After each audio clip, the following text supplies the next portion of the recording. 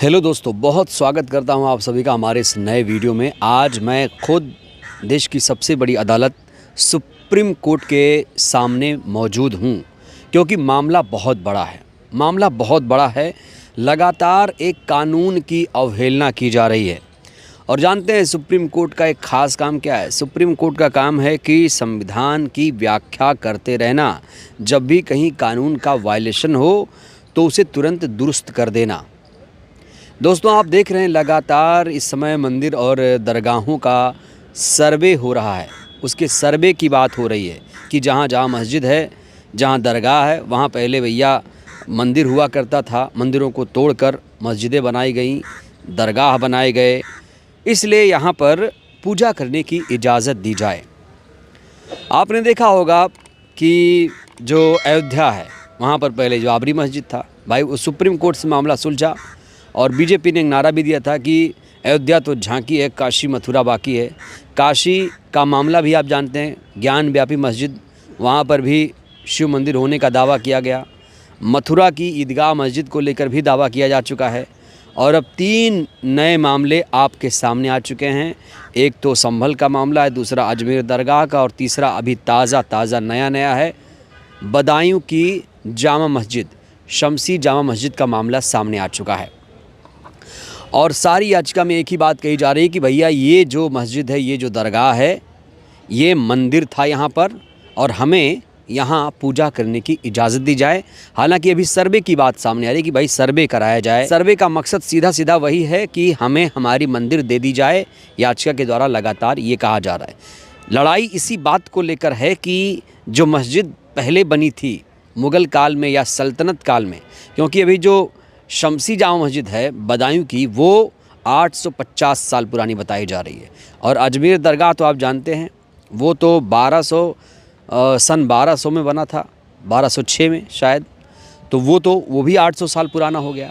तो अब यहाँ पर एक बड़ा सवाल ये खड़ा हो रहा है कि जब हमारे देश में वर्शिप एक्ट है, उपासना स्थल कानून है, तो फिर ऐसे ऐतिहासिक मस्जिदों पर, दरगाहों पर दावे क्यों ठोके जा रहे हैं हिंदू महासभा के द्वारा, हिंदू सेना के द्वारा। और कहा जा रहा है कि ये लोग बीजेपी के द्वारा फंड किए जा रहे हैं। इनको बीजेपी इन्हें प्रेरित कर रही है, इनको फंड कर रही है। मौलाना तौकीर रज़ा ने एक बहुत बड़ा बयान दिया है। उनका एक बयान सामने आया है। उनका बयान तेज़ी से वायरल भी है। उन्होंने किस तरीके से पोल खोली है विष्णु जैन जो संभल मस्जिद की लड़ाई लड़ रहा है, उसकी पोल उन्होंने खोली है। विष्णु जैन अपने आप में कोई चीज़ नहीं है। विष्णु जैन गृह मंत्रालय के वहाँ से उन्हें फाइनेंस किया जा रहा है और इस काम पे लगाया गया है। और इस किस्म के कितने विष्णु जैन सरकार ने पाल के रखे हुए हैं। कई योगी पाले हुए हैं, धर्म के नाम पर जो नफरतें फैलाने का काम करते हैं।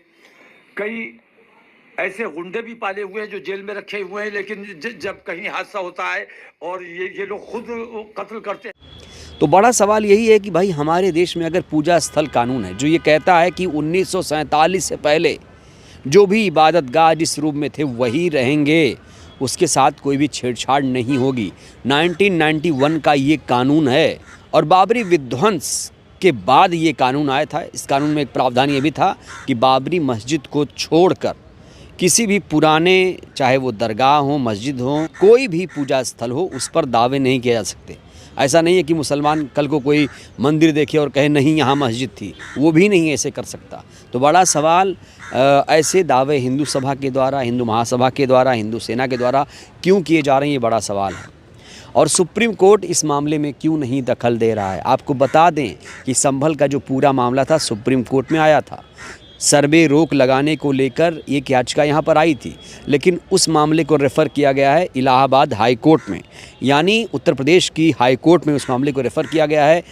लोअर कोर्ट्स लगातार इस तरह की फ़ैसले सुना रही हैं। पहले संभल में आपने देखा कि सर्वे की इजाज़त मिली, उसके बाद एक याचिका मंजूर हो गई अजमेर को लेकर कि जाइए भाई आप लोग सर्वे करिए। और अब बदायूं की जामा मस्जिद को लेकर बात सामने आ रही है। इसमें मूर्ति होने का दावा किया जा रहा है इस मस्जिद में। सोचिए दोस्तों, तो बड़ा सवाल तो यही है कि जब हमारे पास 1991 का वर्शिप एक्ट है, तो फिर लोअर कोर्ट्स ऐसे आदेश क्यों दे रहे हैं कि जाइए आप उस मस्जिद में सर्वे कर लीजिए? कल को आप जामा मस्जिद में भी सर्वे करा लेंगे। लोअर कोर्ट्स क्या कल को ये भी कहेंगे कि जाइए भाई जामा मस्जिद में भी सर्वे कर लीजिए? ताजमहल में मामला आप देख ही रहे हैं, उठ ही रहा है। ताजमहल के नीचे भी कहा जा रहा है कि भाई मंदिर था यहाँ पर।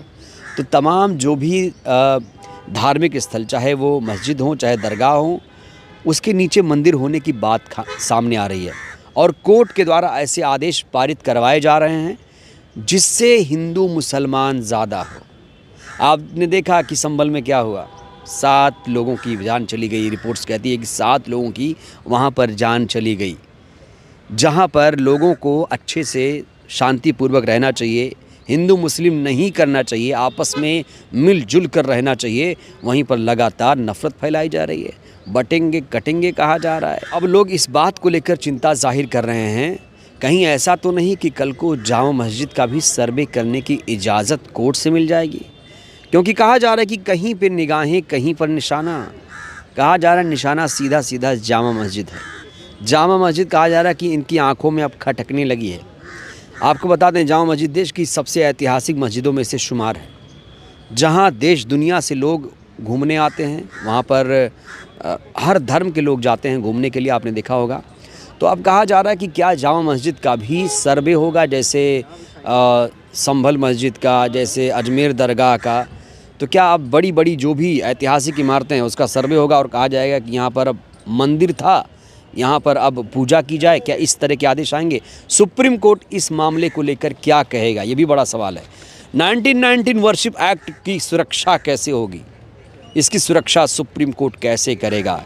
मैंने कहा सुप्रीम कोर्ट जो है वो संविधान की व्याख्या करता है। इस 1991 का जो वायलेशन हो रहा है उसकी व्याख्या आगे कैसे की जाएगी? क्या ये कानून भी बदल जाएगा? ये बहुत बड़ा सवाल है। अब सुप्रीम कोर्ट पर सभी की निगाहें टिकी हुई हैं। सुप्रीम कोर्ट जो कुछ देश में नफ़रत की आंधी चली हुई है, मस्जिद को मंदिर बताया जा रहा है, इसको लेकर क्या सुप्रीम कोर्ट कोई दखल देगा? ये बहुत बड़ा सवाल है। बहरहाल दोस्तों, इस वीडियो में इतना ही।